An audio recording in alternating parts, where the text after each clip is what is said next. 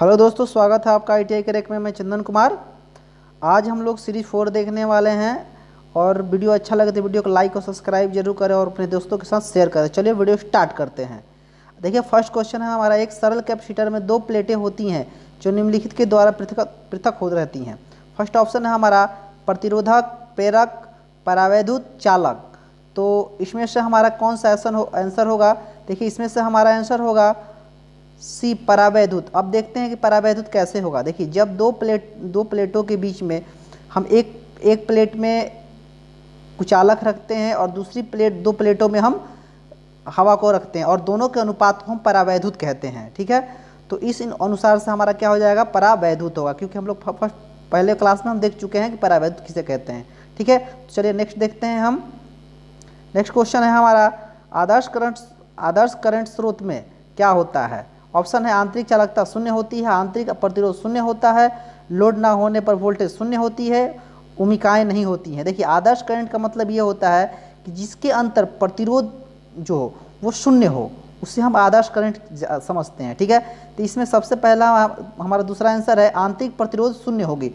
जब प्रतिरोध हमारा शून्य होगा तो वो हमारा क्या कहलाएगा? आदर्श करंट कहलाता है। चलिए ठीक है, तो नेक्स्ट देखते हैं हम।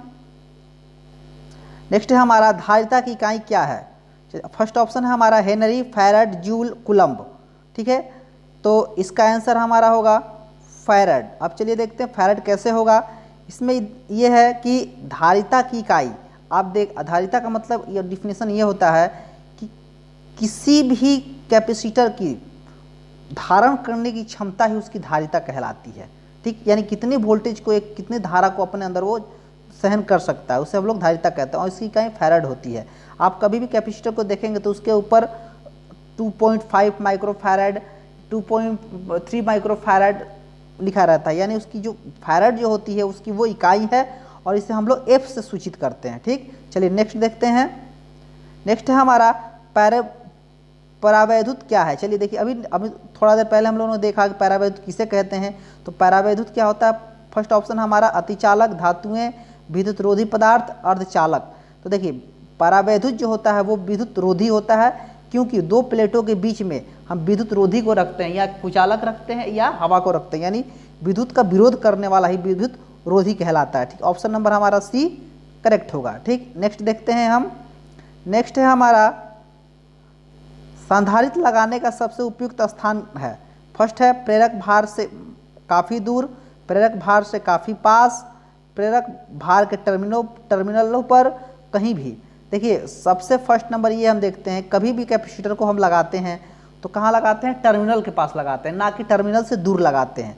ठीक, तो इस तरह से हमारा ऑप्शन क्या होगा? सी सही होगा। ठीक है, नेक्स्ट देखते हैं। नेक्स्ट है हमारा IS कोड के अनुसार अर्थिंग तार का रंग क्या होता है? ठीक है, IS कोड के अनुसार अर्थिंग तार का रंग क्या होता है? ऑप्शन है हमारा लाल, नीला, काला, हरा। देखिए IS कोड में हमारा अर्थिंग तार का रंग क्या होता है? हरा होता है, क्योंकि आप लोगों ने भी देखा है कि जब 3 तारें कहीं भी निकली होती है आयरन वगैरह, स्त्री वगैरह में, तो देखेंगे एक ब्लैक होता है, एक रेड होता है और एक हरा होता है। यानी जो रेड होता है वो तो फेज हो गया और जो ब्लैक होता है वो न्यूट्रल हो गया और जो हरा होता है वो अर्थ हो गया। ठीक, तो इस हिसाब से हमारा ऑप्शन क्या होगा? डी सही होगा। ठीक, और IS का इंडियन स्टैंडर्ड। ठीक, नेक्स्ट देखते हैं। BIS का तात्पर्य है, यानी BIS का पूरा नाम पूछ रहा है। फर्स्ट ऑप्शन है bureau of Indian standard, bureau of Indian standards, beach of Indian standards, bank of Indian standards. देखिए BIS का पूरा नाम होता है ब्यूरो ऑफ इंडियन स्टैंडर्ड्स, यानी ऑप्शन हमारा सी सही होगा। ठीक, नेक्स्ट देखते हैं। नेक्स्ट है हमारा विद्युतीय उपकरण में किस वर्ग को आग लगती है? विद्युतीय उपकरण में किस वर्ग को आग लगती है? ऑप्शन है वर्ग ए, वर्ग टी, वर्ग बी, वर्ग डी। देखिए विद्युतीय उपकरण जो होता है वो धातुएं जो होती हैं, धातुओं में आग जो लगता है उसे श्रेणी डी में रखते हैं और श्रेणी डी में आग को बुझाने के लिए कार्बन डाइऑक्साइड का प्रयोग किया जाता है। यानी इस आधार पर हम कह सकते हैं कि हमारा ऑप्शन नंबर डी सही होगा। ठीक है, नेक्स्ट देखते हैं हम। नेक्स्ट है हमारा IE नियम होता है। ऑप्शन है सुरक्षा के लिए, अच्छा पावर जनरेशन के लिए, दोनों के लिए, ए और बी, इनमें से कोई नहीं। देखिए IE का मतलब ये होता है इंडियन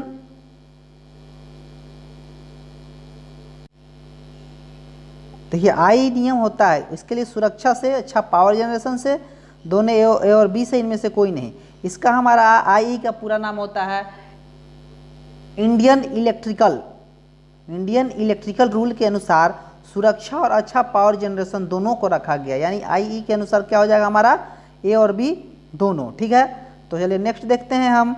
नेक्स्ट है हमारा नीचे दिए गए विकल्पों में से विद्युत विभव यानी इलेक्ट्रिकल पोटेंशियल सही चुनाव, इलेक्ट्रिकल पोटेंशियल सही इकाई चुने। यानी इसमें ये पूछ रहा है कि विद्युत विभव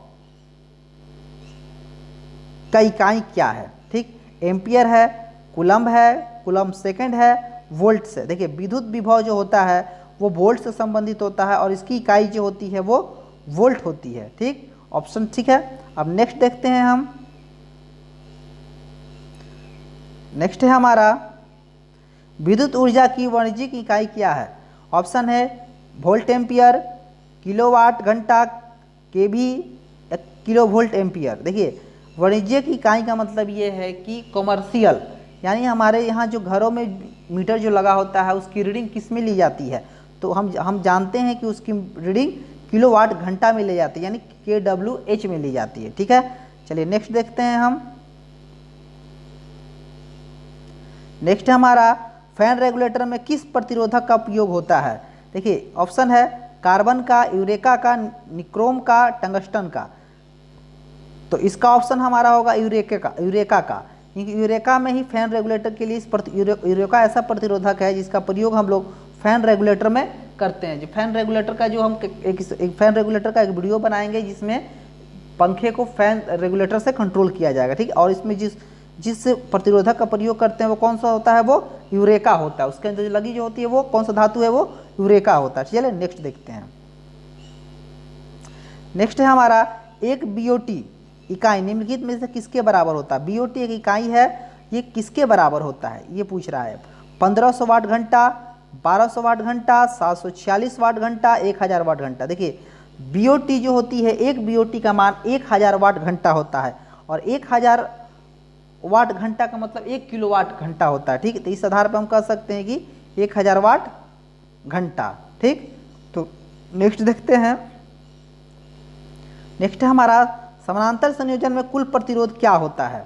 घटता है, बढ़ता है, परिस्थिति के अनुसार बदलेगा, समान रहेगा। देखिए समानांतर में क्या होता है, वोल्टेज सभी जगहों पे समान होता है और प्रतिरोध का मान विद्युत धारा का मान बदल जाता है। ठीक, तो आप देखेंगे कि समानांतर संयोजन जब हम प्रतिरोधों का करते हैं तो 1/R1 + 1/R2 करते हैं। ठीक है, समानांतर के लिए, और सीरीज के लिए क्या करते हैं, R1 + R2 करते हैं।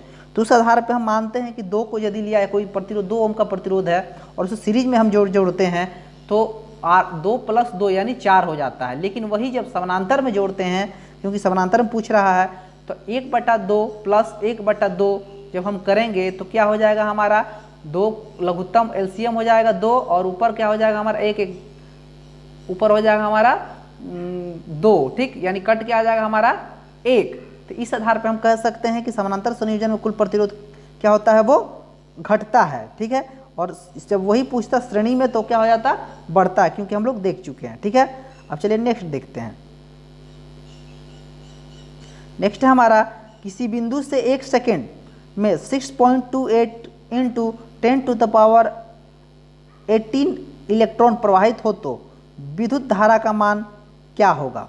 ठीक, ऑप्शन है 6.28 × 10⁻18 इलेक्ट्रॉन, 1 एम्पियर, 2 एम्पियर, 4 एम्पियर। देखिए किसी बिंदु से जब 1 सेकेंड में 6.28 × 10⁻18 इलेक्ट्रॉन प्रवाहित होती है तो उसे हम क्या कहते हैं कि 1 एम्पियर की विद्युत धारा प्रवाहित हो गई। कब, जब 1 सेकेंड में 6.28 × 10⁻18 इलेक्ट्रॉन प्रवाहित होगा तब। ठीक है, नेक्स्ट देखते हैं। नेक्स्ट है हमारा प्रतिरोधक लोड में शक्ति क्षय निम्न में से किसके समानुपाती होता है। ऑप्शन है धारा के, 1 धारा के, 1 धारा स्क्वायर के, या धारा स्क्वायर के। देखिए हमारा जो प्रतिरोधक होता है लोड में शक्ति क्षय P = R/I² के बराबर होता है। ठीक, तो हम कह सकते हैं कि हमारा R/I² यानी धारा के स्क्वायर के बराबर होता है। ठीक है, तो इस आधार पे हम लोगों ने देखा। नेक्स्ट देखते हैं, किसी तार की मोटाई किसके मान पर निर्भर करता है। ठीक है, ऑप्शन है वोल्टेज के, विद्युत धारा के, ए और बी दोनों पर, किसी पर नहीं। देखिए, किसी भी तार की जो मोटाई होती है उसकी विद्युत धारा पर निर्भर करती है, लेकिन वही जब पूछे कि जो उसका इंसुलेशन होता है वो किस पर निर्भर करती है, वोल्टेज पर निर्भर करती है। ठीक, क्योंकि उस तार की जो मोटाई होती है, अंदर का जो कॉपर होता है वो विद्युत धारा पर डिपेंड करता है, और उसका इंसुलेशन जो होता है वो वोल्टेज पर डिपेंड करता है। तो इस क्वेश्चन में हमारा ऑप्शन क्या होगा, विद्युत धारा ऑप्शन होगा। ठीक है, नेक्स्ट देखते हैं। देखिए नेक्स्ट है, देखो क्वेश्चन आ चुका है, वही क्वेश्चन है, तार के इंसुलेशन की मोटाई किसके मान पर निर्भर करता है। ऑप्शन है वोल्टेज पर, विद्युत धारा पर, प्रतिरोध पर, चालकता पर।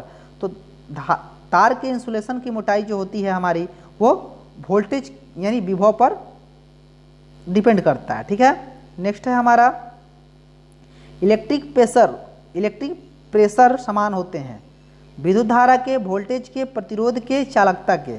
देखिए इलेक्ट्रिक प्रेशर जो होते हैं वो किसके होते हैं, वो इलेक्ट्रिक प्रेशर जो होते हैं वो किसके होते हैं, विद्युत धारा के होते हैं। लेकिन अब विद्युत धारा क्यों होते हैं, क्योंकि विद्युत धारा जो होता है वही प्रवाहित होता है, लेकिन वोल्टेज तो हमारा एक बल है जो विद्युत धारा को प्रवाहित करवाता है। ठीक, लेकिन जो प्रेशर जो होता है यानी जो उनके विद्युत धारा होते हैं जो प्रवाहित होता है वही उनका प्रेशर करता है। ठीक है, यानी विद्युत धारा प्रवाहित होते हैं इसलिए वो प्रेशर है। ठीक, उस आधार पर हम कह सकते हैं ऑप्शन नंबर ए। ठीक, नेक्स्ट देखते हैं।